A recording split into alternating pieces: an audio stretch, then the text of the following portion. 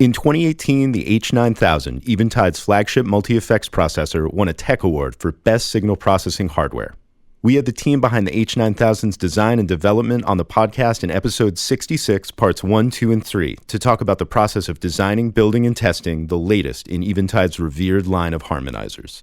Now we're back to talk about what's new at Eventide and the 2023 Tech Award for Best Signal Processing Software awarded to their revolutionary equalizer plugin, SplitEQ. Russell Wedelich is the VP of Development and Director of Signal Processing at Eventide and had a heavy hand in writing the DSP code that went into the H9000. He's also the lead DSP engineer responsible for the SplitEQ plugin and its patented technology. Russ and I got to chat about what went into developing SplitEQ, the new Eventide H90 pedal, and the culture that makes Eventide so consistently innovative. Stick around at the end of the episode for a special Gear Club exclusive Eventide promotion. Hey, Russ. Hey, how's it going, James? I'm good. So last time when you were on Gear Club was for the H9000 interview that we did when you guys won a Tech Award for the H9000. Yep. And now we're back to catch up with you, but also SplitEQ just won a Tech Award. Yeah. Excellent. Congratulations. Thank you.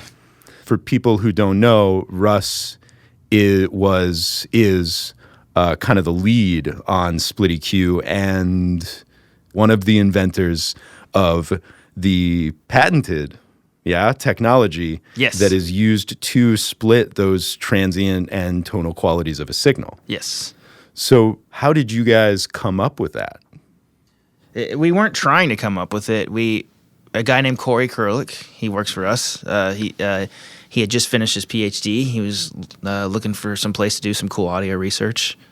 We asked, "What have you done in the past?" And he goes, "I did some of this type of, this transient split type thing." And so we just pushed on the idea with him. It was Corey and then Dan Gillespie at the time, who owns Newfangled Audio now, and myself were the three DSP researchers on that.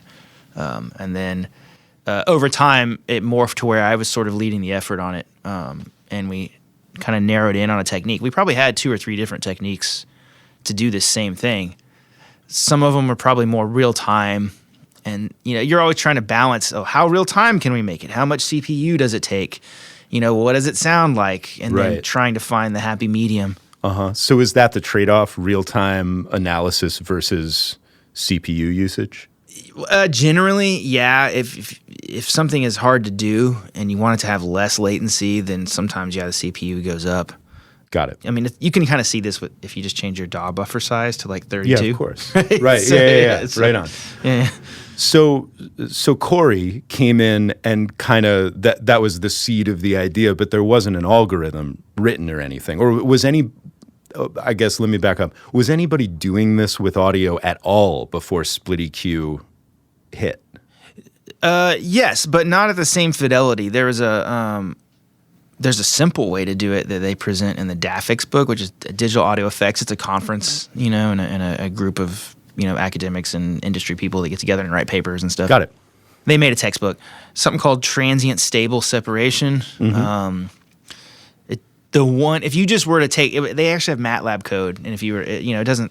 I didn't think it's a cool idea that they had going. It didn't sound that good. So, in our case, it's more about predictability and unpredictability, right? Well, and say more about that, because you got a seed of an idea.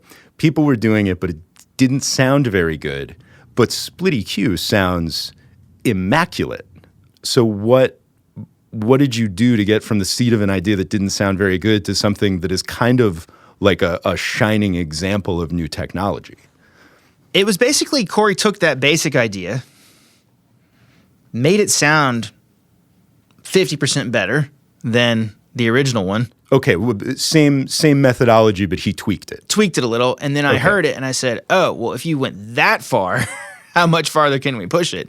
And so we started kind of zeroing in on that technique and that idea and studying. A lot of times you can take like a math thing and just slap a bunch of math down, get a result, and you don't necessarily understand why it worked and why it didn't work. So you just scientific method yourself in the process. So at Eventide, what makes Eventide a great place to work, and what makes it special is we tend to all be musicians. We tend to have good ears. We can do both of those things. We can do the math, and we can say, oh, well, that led us down a road that just honestly, it doesn't sound that good. Let's just stop that and refocus a different direction.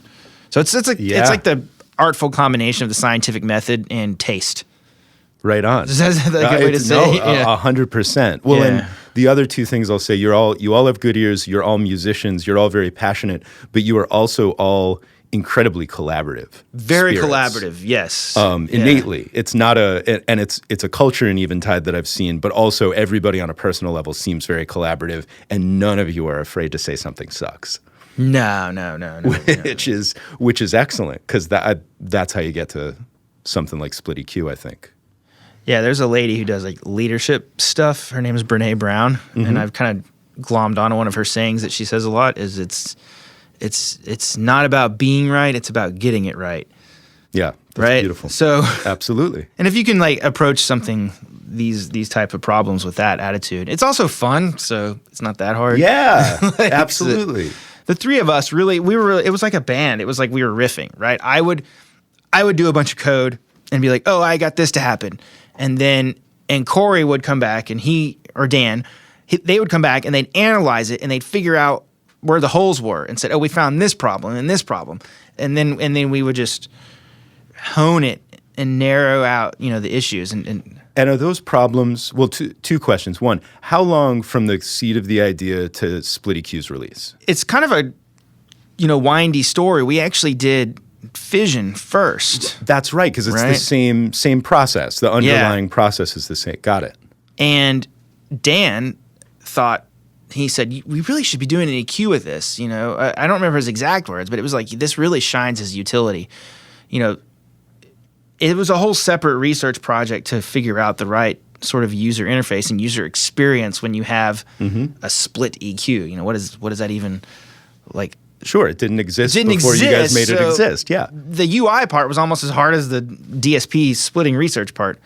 So I think it was probably 2 years, maybe a year and a half to 2 years to back and forth on the signal processing to kind of hone in a good split, and then make sure that you get something that works.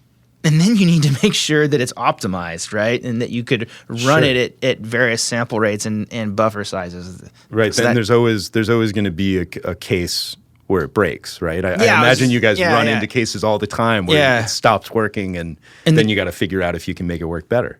And the tuning, there's a lot of tuning. There's like 100 parameters under the hood or something. I don't remember. There's just a bunch that you could tweak. So that took a while to sort of tune it to just 5 user controls that would give you something that would work for most things or almost everything. Yeah, sure. Because it's and for me, I'm like a 2-knob guy. I like if a compressor has 2 knobs, I'm very happy. And so I was always pleasantly surprised with SplitEQ that it is so user friendly. And that was the whole, because so it was 2015 is when I think Corey joined us. 2017, I believe, is when we released Fission. And then the pandemic messed up everyone's schedule. But the idea was to immediately finish Fission and jump on SplitEQ. And then, SplitEQ came out, November 2021? Right? Yep. So most of that, we did actually improve the split in between the two. And then most of that was UI work and trying to figure out what it looks like to make it fun and easy to use, because I think originally I had like these 2 curves, tonal and transient, and they were just totally independent, and that kind of gets difficult to wrap your head around. So then we started kind of grouping bands together, and there was this idea that you could lock them, the tonal and transient, and you have to unlock them to do the separation, but that was cumbersome.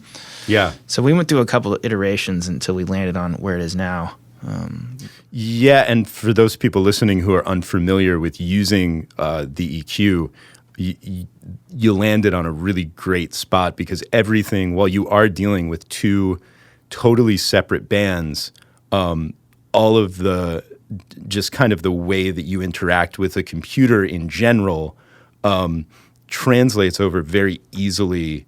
Option means do it to everything. Yeah. All of those types of things, like what you would think command would do, what you think option would do if you clicked on something, that happens in SplitEQ. And so you can use it super easy. I mean, you put it up, you can start doing stuff with it, and it sounds good. You can instantaneously get it to do something. And then from there, you can get very, very deep with it.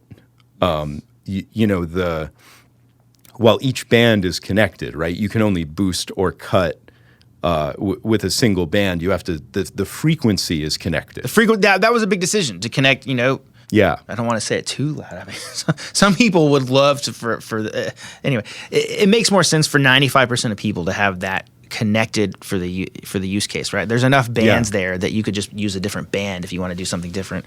And we discovered that just through use. And that was, to be clear, that wasn't me, Corey, and Dan. This was a different part of Eventide. This was me working with Tom Longabaugh, Peter McCullough, and Colin Bevan. So you guys spent a couple years, you went from something that sounded really crappy to something that, and I'm going to say it over and over again, really sounds incredible. Yeah, I mean, we did a new thing, right? It's just the same idea, but we did enough new stuff that we patented, our technique. And you said it sounds good, and I think one of the reasons is if it's not, people confuse it. We use the word transient. It's the best we could come up with, but it's not a transient designer, right? We take the audio and we split it into two separate channels or streams of audio. One has the tonal information, one has the transient information. If you put those back together again, and you haven't touched either of them, it perfectly reconstructs your original signal. Yeah, so nothing gets lost. Nothing is lost. There's no degradation to the signal. Yeah, and it doesn't add anything either. Like, distortion is great. I love distortion. Sure. Distortion is adding information. It's generating harmonics, right? Mm-hmm. And that's not always what you want either. You don't want to lose information. You don't want to add information when you're trying to do something surgical, like a very specific EQ task. And I find it really great because of that for mastering. It's a really, really wonderful, corrective, very transparent equalizer. Totally unintended. We weren't even thinking about mastering. It's incredible. Yeah. I mean, especially for people who are mixing records in all sorts of environments, the place that you can't hear is in the low end. But it's not like, we're not talking about like 20 hertz. We're talking sometimes a room will have a null at like 95 hertz. But I don't necessarily, like if I just pull that down with a normal EQ, then my bass drum goes away. Yes. But I can use SplitEQ and I just pull the tonal down there a little bit. All of a sudden the mix opens up. I'm correcting for something, an inherent deficiency in the room that it was mixed in, but I'm not having to sacrifice the amount that before SplitEQ came out, I was going to have to sacrifice. And we like that term. We've been using it a lot in different interviews and talking about this, is the term collateral damage. Yeah. Even your like traditional EQs can cause, you go after a problem and it can cause collateral damage. And that's why we end up with these complicated chains of dynamics processors and compressors and expanders and stuff with EQs, usually both before and after, because we're doing it perfect reconstructing. And we're going after tonal information, right? Because something that's tonal rings, right? It's resonant, it's ringing out. Chances are, if it's ringing out 60 milliseconds ago, it's probably still ringing now. And if we can test for that, right, then we can say, oh, you know what? This part of the sound is tonal. Let's remove it. Mm-hmm. Everything that's left is transient, i.e. unpredictable, i.e., just chaotic or something almost, right? You don't know. You don't know on that time scale that anything could happen, right? So what we have control over is a transient and tonal properties, but it sounds like what you're saying is that those are kind of just ways to describe predictable and long sounds in a signal and unpredictable short sounds in a signal. Yeah. And that mindset, that's what got you to making this thing sound good, is to go after predictability rather than trying to go after like a actual, like what we would actually consider a transient. Yeah, so instead of just using transient events to kick off envelopes to extract them and cut out the tails, right? Which is in itself is artificial, like, you know, in a lot of ways, that those type of quick amplitude modulation movements. Mm-hmm. I'll put it this way: anything you do in time domain, you know, you also do in frequency domain, right? So really fast amplitude modulation can create harmonics, right? Like, if you run a compressor in the knee, you're basically doing distortion. Yeah. Right? And if you set the attack and the release fast enough. Sure. Right? So you have to know that when the release is slower, maybe the attack's a little slower, it's still creating a window in time, and that shape does something in frequency too, right? So when you're trying to solve these type of like selective problems, you know, with transient events, it's actually better just to leave the transients alone. You don't want to shape them. You know, you just want to. Right. If you deal with everything that's not a transient, then that's what's what left. do you have left over? Yeah. Dig it. It's just a very interesting way of a kind of counterintuitive way of thinking about it, but it seems like it got you to a really good place. Yes. Yeah. So and so it sounds like, and you know, correct me if I'm wrong and say more about it, but it sounds like you kind of started down the path of let's try this out because we think it's possible. Let's try and make this thing that's possible better, and then started really finding great uses for it. Pretty much. It was very curiosity first. Excellent. Sometimes it's scary to start curiosity first that way, right? Because you don't know where it could have been a bad bet. But in this case, you know, the right people, the right mix, the right questions, you know, it's usually not a bad bet. Yeah, fantastic. Well, and this sure wasn't because, you know, I mentioned it earlier, but you guys just got a tech award. Another tech award. Yeah. So that's incredible. And you use it. And I use it. And that's really what's important to me is that I get to well, use you know, stuff. It's useful to people making music and mixing music, and, you know, like if it helps people more quickly hear, you know, pull out the emotions and songs or art that they want to hear, then. Well, and that's right. It gets me where I want to be quicker. And that is where it's at with any tool. I kind of had to expand my mind to you know, but it has changed the internal dialogue when I'm working. It has really changed the internal dialogue from with a normal EQ, this is what I'm going to be able to do, and here's my parameters, this is the box I'm working in. This kind of like, that box is 10 times the size now because I know I can grab SplitEQ and do something corrective, but also something creative. I mean, it's not, we've been talking a lot about it as a corrective element, but also it's, you know, with the panning, that can be hyper creative. I mean, you can really do things that, again, sound really natural, but just don't exist in the real world. And that's amazing.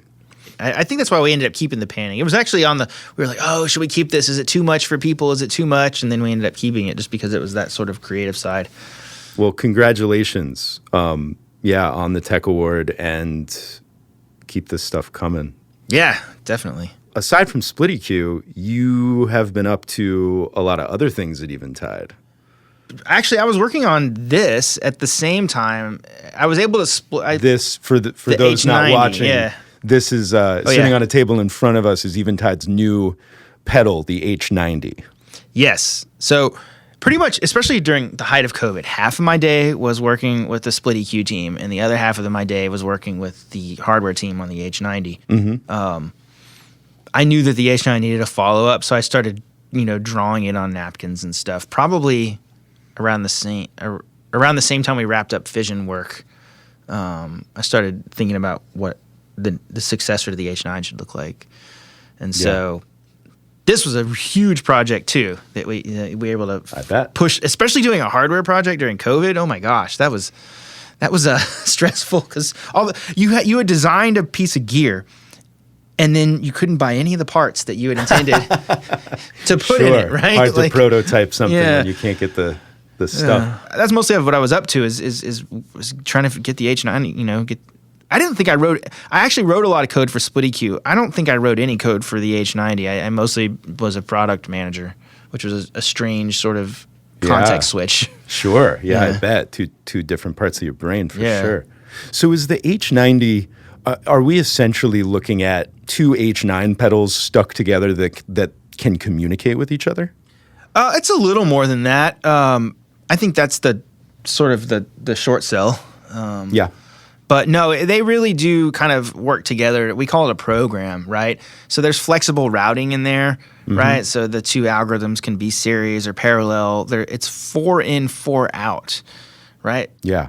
Because we can allow for mono or stereo, 2 mono or 1 stereo insert anywhere in the signal processing. If for those watching, I can do this, please. Right? Excellent. Series, parallel. There's insert. 1 mono insert, another mono insert, or if I want to go stereo, I turn this one. And this is very much like the H9000, where you can very easily switch things from being series, parallel, switch positions of what comes first, what comes second. It's more of a baby H9000 than it is a double H9. That's a great. Okay, great. No. That's excellent. That's excellent. And it's a total gut. I mean, it's a new processor. We with the H9000 we jumped to ARMs, and we do our signal processing on ARM chips as opposed to when I first started Eventide up through the H9. We were using the Motorola 56K series, which is a fixed point DSP processor. Right, and we had to write all that code in assembly. You feel like a real hero talking about it, but it takes a little too long sometimes in this day and age. Well, and for anybody interested in that, there's a lot of that talk on the H9000 interviews. I did probably talk about it, yeah. Yeah, well, it was a huge thing and seems like it's been really good. So even if somebody owns 2 H9s and loves using 2 H9s, they're going to get a different experience and an enhanced experience by having an H90. Yeah, the H90. I mean, we have new algorithms that more powerful processor means you can do new stuff. So we have polyphonic pitch shifting. We did a really good Univibe clone. Nice. We have better delay models, in my opinion, better. Some Bucket Brigade stuff, some tape stuff. Cool. A couple new big reverbs. And more planned. This is a lot. That's amazing. Yeah, and more planned that we can do on this thing. The other nice thing is it's like very like live centric. It's live performer centric. So every time you switch programs or presets or whatever you want to call them, you make a switch live, and if you had something really ambient, it has this true spillover feature where it just seamless transitions, right? Right, so the reverb tail will finish out while you move to a delay or distortion or whatever. Yeah, excellent. That's excellent. It's very much a live creature, live box kind of thing. So we got SplitEQ, we got the H90. Is SplitEQ ever going to make its way into H9000, H90, anything like that?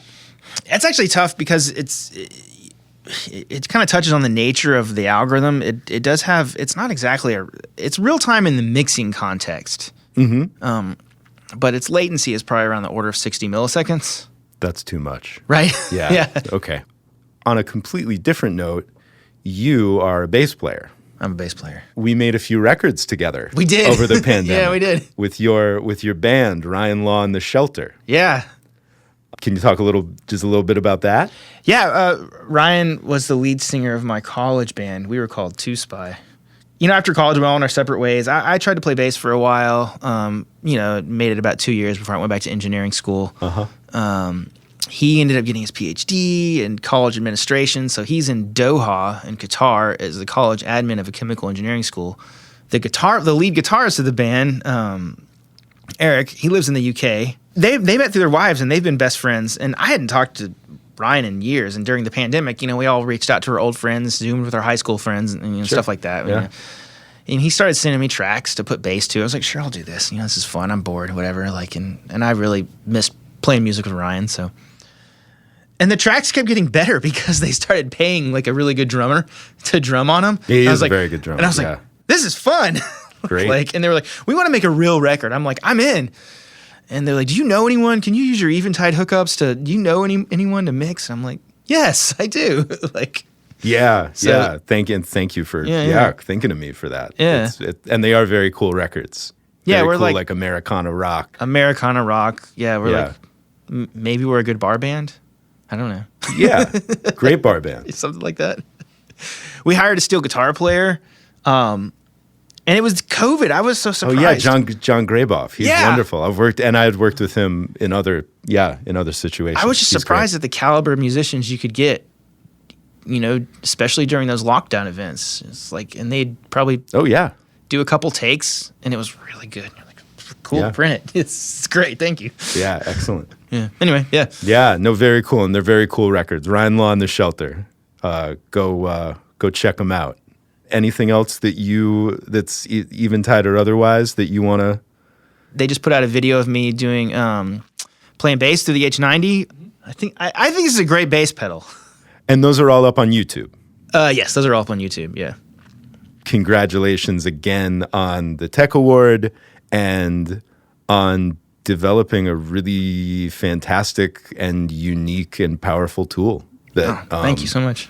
Yeah, and I mean it. I mean, I use this thing every day. So thanks Yeah. for doing this.